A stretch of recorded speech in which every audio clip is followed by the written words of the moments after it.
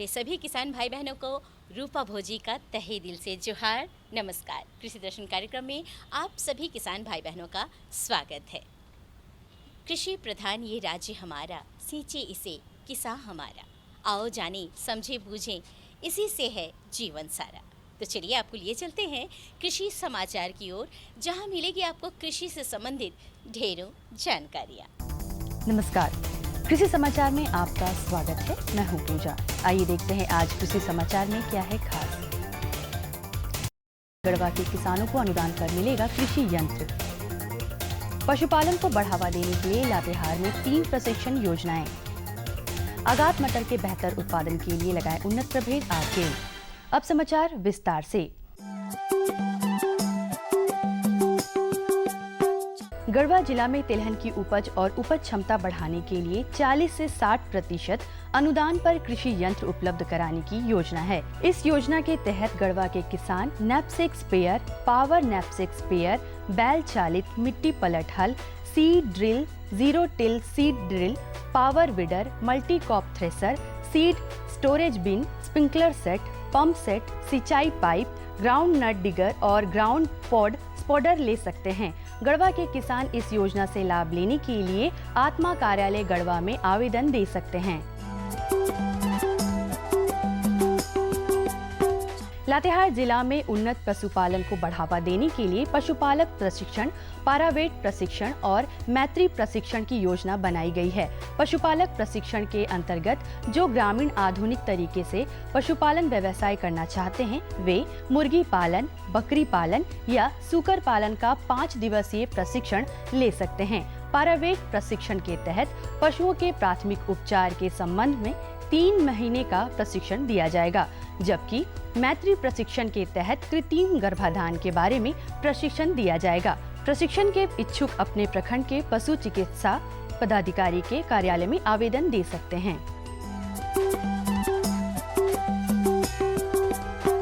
किसान भाई मिट्टी की सेहत की जानकारी हासिल करने के लिए मिट्टी की जांच कराएं और सॉइल हेल्थ कार्ड बनवाएं। सॉइल हेल्थ कार्ड की रिपोर्ट के आधार पर ही तय किए गए खेत के लिए अनुशंसित खाद अनुशंसित मात्रा में उपयोग करें। सॉइल हेल्थ कार्ड बनाने की प्रक्रिया बिल्कुल सरल है। यहाँ से अभी बहुत सारे हमारे जो एजेंसी हैं जो कृषि से रिलेटेड हैं, वो जा करके कि मिट्टी कलेक्ट कर रहे हैं, सॉइल नमूना एकत्र कर रहे हैं। लेकिन फिर भी कोई किसान स्वयं अगर अपना खेत का नमूना ला करके किसी सॉइल टेस्टिंग लेबोरेटरी में दे देता है, तो उसको निःशुल्क जांच करके उनको सॉइल हेल्थ कार्ड दिया जाएगा, जिस पर पूरा प्लॉट नंबर लिखा हुआ रहेगा, उनका एड्रेस लिखा हुआ रहेगा। और ये प्रक्रिया आज नहीं, ये लगातार चलते रहेगी, जिससे कि आने वाले समय में ये देखा जाएगा कि अगर वो 5 साल उसमें खेती किए तो उनकी उर्वरा शक्ति कितना कमा या कितना बढ़ा। ऐसा अगर खाद डाल रहे हैं, बहुत जगह फास्फोरस की मात्रा बढ़ गई है खाद डालने से, तो हाँ हम लोग सलाह दे रहे हैं कि फास्फोरस की मात्रा आप कम कर दें, जिससे कि उन लोगों को फास्फोरस पर होने वाला खर्च को बच जाए और हमारा जो कृषि का जो इंटरप्राइज है, कृषि का जो व्यवसाय है, वो लाभदायक हो जाए।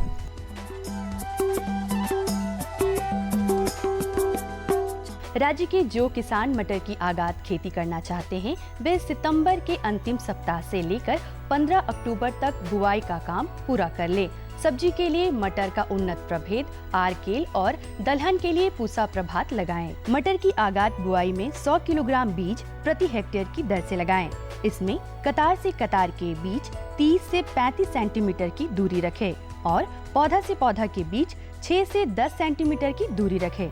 झारखंड में आगात मटर के बेहतर उत्पादन के लिए किन उन्नत प्रभेदों का चुनाव करें, आइए इसके बारे में जानते हैं कृषि विशेषज्ञ से।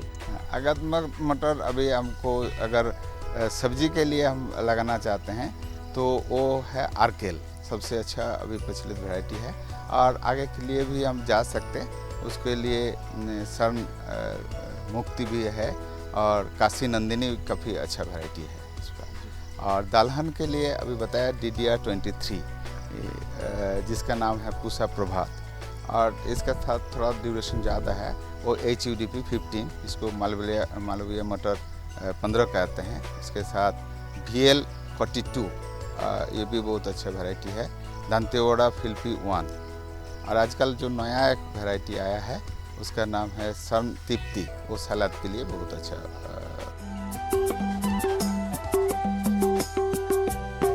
राज्य के किसान अपनी फसलों में दवा का छिड़काव करने के लिए कृषि उपकरण नैपसेक स्प्रेयर का इस्तेमाल कर सकते हैं। ये प्लास्टिक, पीतल या सफेद चादर का बना होता है। इसकी कार्य क्षमता 0.4 हेक्टेयर प्रतिदिन है। आइए जानते हैं बैगन फसल में माहो, माइट और फल छेदक कीटों के रोकथाम के लिए क्या करें। बैगन फसल में पत्तियों से रस चूसने वाले कीट माहो और माइट के रोकथाम के लिए नीम निर्मित दवा 5% 2 से 3 बार फसल पर छिड़काव करें। इससे फल छेदक कीट भी नहीं लगते हैं। 2% नीम के तेल का व्यवहार भी फल छेदक कीट के रोकथाम में कारगर है। यदि पत्तियों से रस चूसने वाले कीड़ों का प्रकोप अधिक हो तो इमिडाक्लोप्रिड 17.5 दवा 150 मिलीलीटर प्रति हेक्टेयर की दर से छिड़काव करें। और अब एक नजर राज्य के 5 प्रमुख शहरों के मौसम के मिजाज पर। आज राज्य के 5 प्रमुख नगरों के अधिकतम और न्यूनतम तापमान कुछ इस प्रकार दर्ज किए गए। रांची का अधिकतम तापमान 31 डिग्री सेल्सियस और न्यूनतम 23 डिग्री सेल्सियस। जमशेदपुर का अधिकतम तापमान 34 डिग्री सेल्सियस और न्यूनतम 26 डिग्री सेल्सियस। मेदिनीनगर का अधिकतम तापमान 33 डिग्री सेल्सियस और न्यूनतम 25 डिग्री सेल्सियस।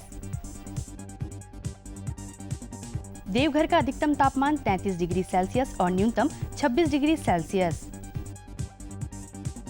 और धनबाद का अधिकतम तापमान 33 डिग्री सेल्सियस और न्यूनतम 26 डिग्री सेल्सियस दर्ज किया गया।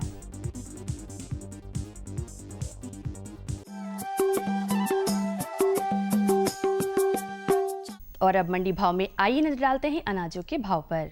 आज कृषि उत्पाद बाजार समिति सिमडेगा में विभिन्न खाद्यान्नों के थोक भाव कुछ इस प्रकार दर्ज किए गए।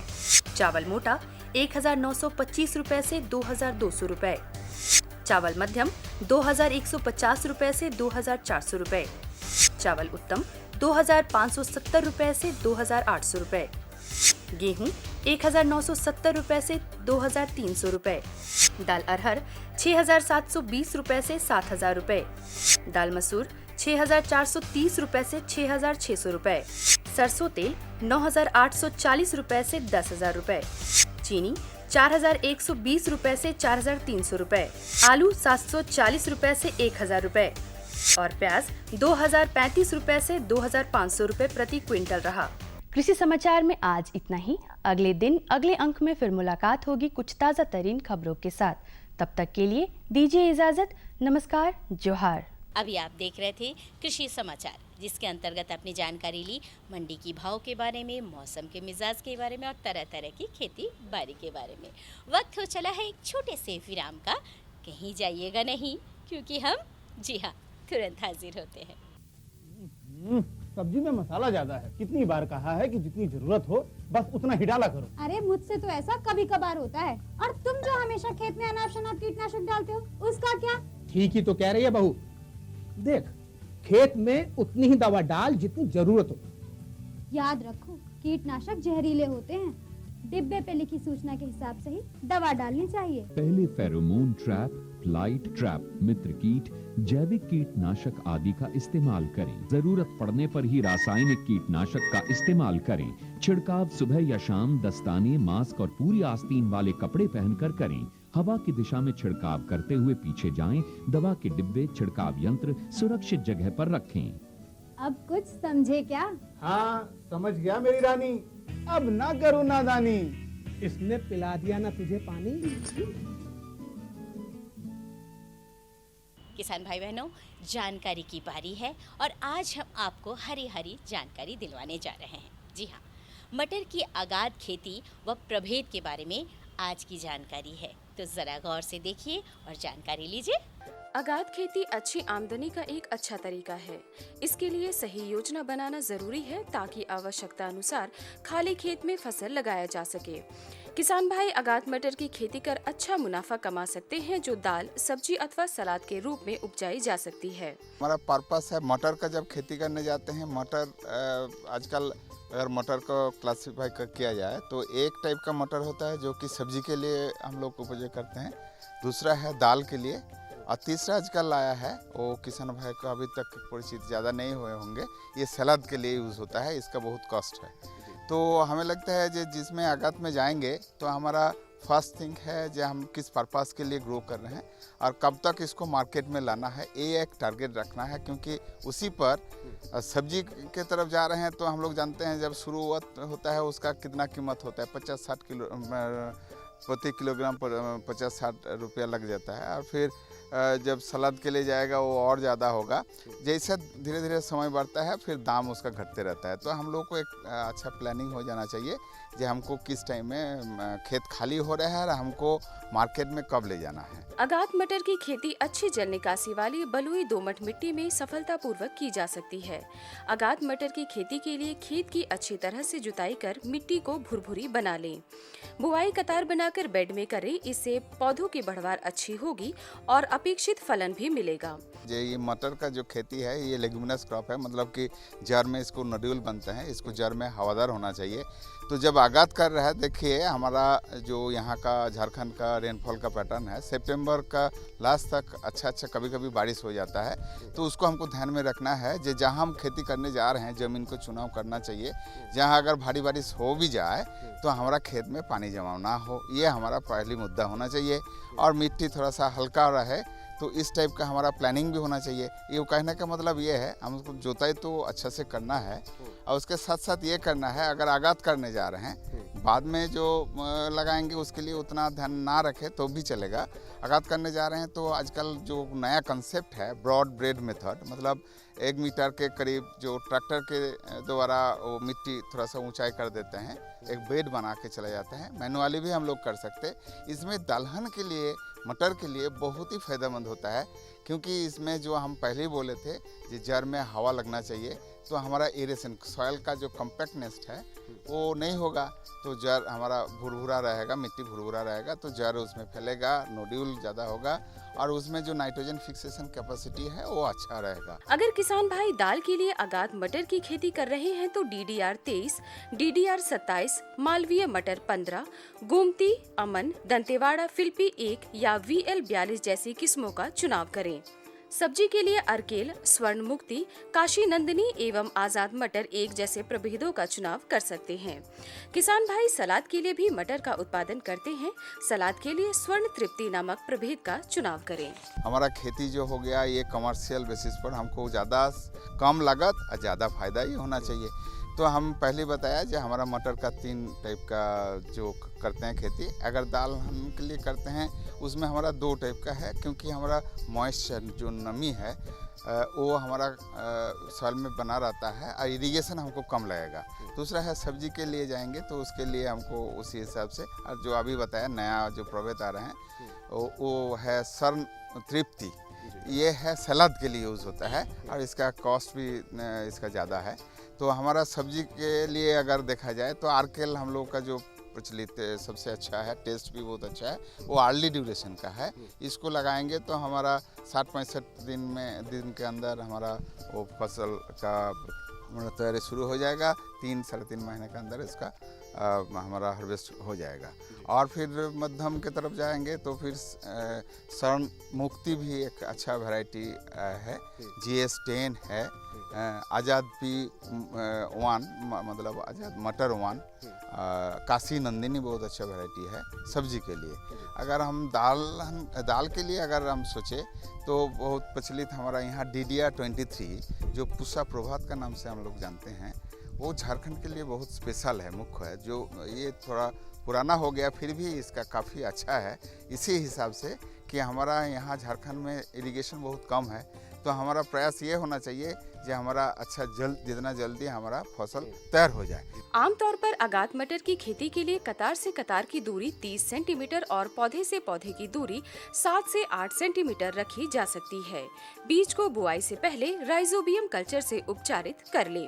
क्या आगात में जो हम करेंगे तो उसका हमारा पौधा का बहुत ज़्यादा ग्रोथ होने से पहले अर्ली वैरायटी हमको ले लेना है, तो उसमें हम स्पेसिंग काफ़ी चौड़ा ना रखें। वेजिटेबल के लिए हम लोग 40-45 सेंटीमीटर तक जा सकते हैं, लेकिन जब आगत वाला है वो 30 सेंटीमीटर पर लाइन हमको खोलना चाहिए। दलहन फसल ऐसा 30 सेंटीमीटर 1 फीट मतलब 1 फीट का दूरी पर उसको हम खोलें, और जो पौधा से पौधा का दूरी 4 सेंटीमीटर के करीब करीब रखें। जैसे आगत वाला होगा तो 3 इंच मतलब 7-8 सेंटीमीटर रख सकते हैं। जैसा जैसा ड्यूरेशन उसको बढ़ेगा तो थोड़ा सा हम दूरी कर सकते हैं, पौधा पॉपुलेशन उसको हम थोड़ा घटा सकते हैं। आगात मटर की खेती और फसल तैयार होने की अवधि ही इससे प्राप्त मुनाफा का मापदंड है। अतः पूरी योजना बनाकर आगात मटर की खेती करें ताकि यह समय पर तैयार हो जाए और आमदनी अधिक हो। तो कैसी रही जानकारी? अच्छी थी ना? अगली जानकारी देने से पहले लेंगे एक छोटा सा विराम और दिखाएंगे आपको संदेश।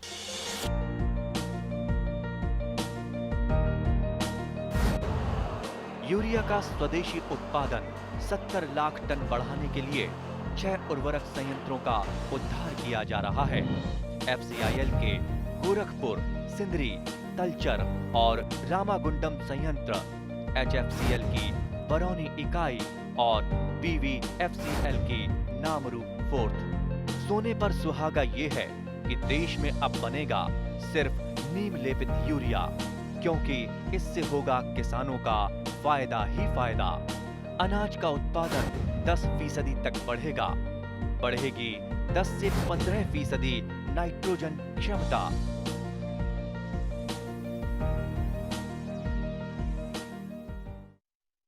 किसान भाई बहन, हम जानते हैं कि आप खेती बाड़ी के साथ साथ पशुपालन भी करते हैं, तो इस बार कुछ खास जानकारी दुधारू पशुओं के प्रबंधन के बारे में ज़रा गौर से देखिए और जानकारी लीजिए, ताकि आपके खेती बाड़ी के साथ साथ पशु भी स्वस्थ रहें। खेती बाड़ी के साथ पशुपालन का अन्योन्याश्रय संबंध है। पशुधन यहाँ न केवल घर आंगन की शोभा है, बल्कि खेतों के उपजाऊपन एवं अतिरिक्त आय का भी एक महत्वपूर्ण साधन है। राज्य के किसान दुग्ध उत्पादन के लिए ऐसे मवेशियों का पालन करते हैं जो देसी, संकर या उन्नत नस्ल की होती है। जब भी दुधारू पशुओं का पालन करें, नस्ल चुनाव, मवेशी की दुग्ध उत्पादन क्षमता, चमड़ा एवं थन पर अवश्य ध्यान दें। नाम से ही बोध होता है कि उनका दूध देने की क्षमता अधिक होनी चाहिए, तो ऐसे दुधारू पशुओं का चयन करें जो दूध देने की क्षमता अधिक रखती हो। और जब दूध देने की क्षमता अधिक होने की बात आती है तो 2 प्रकार के नस्ल हम लोग पाले जा सकते हैं। एक संकर नस्ल की गाय और हमारे भारत की जो उन्नत नस्ल हैं जैसे साहिवाल, गिर, हरियाणा, थारपारकर, इस तरह के पशुओं को पालन कर सकते हैं। आमतौर पे देखा जाता है कि संकर गायों की बहुतायत है, आसानी से उपलब्ध हो जाती है। तो किसान जब संकर गायों का दूध उत्पादन के लिए पालन करते हैं तो उनके लिए सर्वप्रथम होता है अच्छे पशुओं का चयन। तो अच्छे पशुओं का चयन जब किसान भाई करें तो उसकी दूध उत्पादन क्षमता अवश्य देख लें, उसको 2 से 3 बार दूह के देख लें कि वह दूध कितना देती है। उसके बाद उसके जो बाह्य रूप हैं, जैसे चमड़ा पतला होना, शरीर में रौनक होना, उसका थन का विस्तृत रूप से विकास होना, उनके थन मुलायम होना, दूध दूहने के बाद थन सुकड़ जाना, और जब दूध से भरा हुआ थन हो वो काफ़ी फैला हुआ हो, इस तरह के गुणों को देखकर ही चयनित करें, तब दुधारू पशु को चयन करने में उनको सुविधा होगी। दुधारू पशुओं की दुग्ध उत्पादन क्षमता उसके खान पान पर निर्भर करता है। मवेशियों को आवश्यकता अनुसार दाना, खली, मिनरल मिक्सचर एवं हरा चारा अवश्य उपलब्ध कराएं। दूध उत्पादन क्षमता के आधार पर उनको खान पान की उन्नत व्यवस्था करने की आवश्यकता होती है, क्योंकि दूध उत्पादन सीधे तौर पे उसके पोषण व्यवस्था पर ही निर्भर करता है। किसान एक दिन भी अगर पोषण में चूकते हैं, कमी होती है, तो सीधा उसका असर दूध पे पड़ता है और दूध के उत्पादन में कमी हो जाती है। तो ऐसे में मैं सलाह ये देना चाहूँगा कि अगर दुधारू गाय है तो दुधारू गाय को उनको प्रोडक्शन दाना देने की आवश्यकता पड़ती है। तो अगर उनकी गाय 10 किलो तक की दूध देने वाली है तो प्रति 3 किलो दूध 1 किलो दाना मिश्रण, जिसमें फलीदार दाना हो, खल्ली हो और अवशेष हो, इनके मिश्रित दानों का प्रयोग करें। हरे चारे का प्रयोग करें। अगर हमारे किसान भाई हरे चारे उगा सकते हैं तो अवश्य उगाएं, और उसको भी सूखे चारे के साथ एवं दाना के साथ अगर अपने पशुओं को खिलाते हैं तो वो संतुलित रूप लेता है और दूध उत्पादन में काफ़ी फायदा देता है। बेहतर दुग्ध उत्पादन के लिए उनके आवास का सही प्रबंधन बेहद जरूरी है। मौसम के अनुसार पशु आवास में आवश्यक बदलाव करें। आवास हवादार एवं साफ सुथरा हो। अर्ध सघन पद्धति से पशुपालन करें। अनुकूल मौसम होने पर उन्हें खुले में चरने दें, जबकि प्रतिकूल मौसम होने पर उन्हें बाड़े के अंदर ही रखें। रखरखाव में हमारी देसी जो नस्ल हैं वो थोड़े गर्मी को बर्दाश्त करने की क्षमता अधिक है, लेकिन संकर नस्ल की जो गायें हैं उनमें थोड़ा तनाव में आने का समस्या अधिक है, वो गर्मी बर्दाश्त कर नहीं पाती हैं। ऐसे में मेरा सुझाव किसानों को यही रहेगा कि वो जो घर बनाएं, आवास बनाएं, वह जितना से अधिक आरामदायक हो। अधिकतर गर्मियों के समय में छत का जो निर्माण करें वो ज़्यादा गर्म ना हो, उनके दीवार ज़्यादा गर्म ना हो, ताकि अंदर जो पशु हैं संकर नस्ल के उनको ज़्यादा परेशानी ना हो। देखा जाता है कि अगर बाड़ी का तापमान 30 डिग्री सेल्सियस से अधिक जाता है तो उसमें वो तनाव में रहते ही हैं और उत्पादन क्षमता कम होती है, उनके खान पान में कमी आ जाता है। ऐसे में किसान गर्मी से बचाने का भरपूर प्रयत्न करेंगे। आवास उनका जो फर्श है वो साफ़ सुथरा हो, सूखा हो। अब उसमें देखना है कि आप किस तरह का उनके पास संसाधन है, उस अनुरूप बेहतर से बेहतर वो ढांचा दे सकते हैं। कम कीमत में अच्छी ढांचा दे सकते हैं। थोड़ा खुला रखने का भी प्रयास करें। हम उनको सलाह देंगे कि अर्ध सघन पद्धति से अपनी गाय का पालन करें। रात्रि के समय या प्रतिकूल मौसम में उनको बांध के रखें, या अनुकूल मौसम हो तो उन्हें खुला छोड़ें एक बाड़े के अंदर, ताकि वो विचरण कर सकें, अपने मन की कर सकें, और उससे उत्पादन में लाभ होता है और तनाव कम होता है। हरा चारा कुछ खास ऋतु में ही उपलब्ध हो पाता है, इसलिए किसान भाई वर्षा आधारित चारा उगाकर साइलेज बना सकते हैं। हरा चारा की उपलब्धता से पशु स्वस्थ होंगे, दुग्ध उत्पादन अच्छा होगा और पशुपालन में लागत भी कम पड़ेगी। अगर किसान के पास खेती है और अगर सिंचाई की सुविधा होगी तो वह सालों भर चारा उगा सकते हैं। अगर हरा चारा है तो उससे दो फायदे सीधे तौर पे किसानों को मिलेंगे। एक, उत्पादन क्षमता बढ़ेगा, लागत कम होगी, और उनके स्वास्थ्य पे उनका बहुत ही अच्छा असर पड़ता है। प्रजनन संबंधित जितनी परेशानियां हैं वो दूर हो जाती हैं। दूसरी बात, अगर किसान के पास सिंचाई की सुविधा न हो तब भी वो बरसाती चारा उगा सकते हैं, वर्षा आधारित चारा उगा सकते हैं, और उसको साइलेज बना के प्रिजर्व कर सकते हैं, रख सकते हैं, और वो उसको सालों भर खिला सकते हैं। वो लगभग हरे चारे का फल देगा और उत्पादन लागत को कम करेगा। अस्वस्थ मवेशी से अधिक दूध उत्पादन की उम्मीद नहीं की जा सकती है, अतः खुरहा चपका, गला घोंटू, लंगड़ा बीमारी या एंथ्रेक्स से बचाव के लिए मवेशियों का सही समय पर टीकाकरण अवश्य कराएं। मुख्यतः 3 से 4 ऐसी बीमारियां हैं जिनके नितांत जरूरी है किसानों को टीकाकरण कराना। आर्थिक रूप से क्षति जो होती है वो है फुट एंड माउथ रोग, खुरहा चपका बीमारी। उसके लिए वर्ष में 2 टीके अवश्य लगाएं किसान। गला घोंटू, जिसको एचएस रोग से ज़्यादातर लोग जानते हैं, उसका टीकाकरण कराएं। लंगड़ा बीमारी, जिसको ब्लैक क्वार्टर रोग बोलते हैं, उसका टीकाकरण अवश्य कराएं। और क्षेत्र विशेष से अगर कहीं तिल बढ़वा या एंथ्रेक्स रोग का कहीं प्रकोप, कभी घटना घटी हो तो एंथ्रेक्स वैक्सीनेशन भी करवाएं।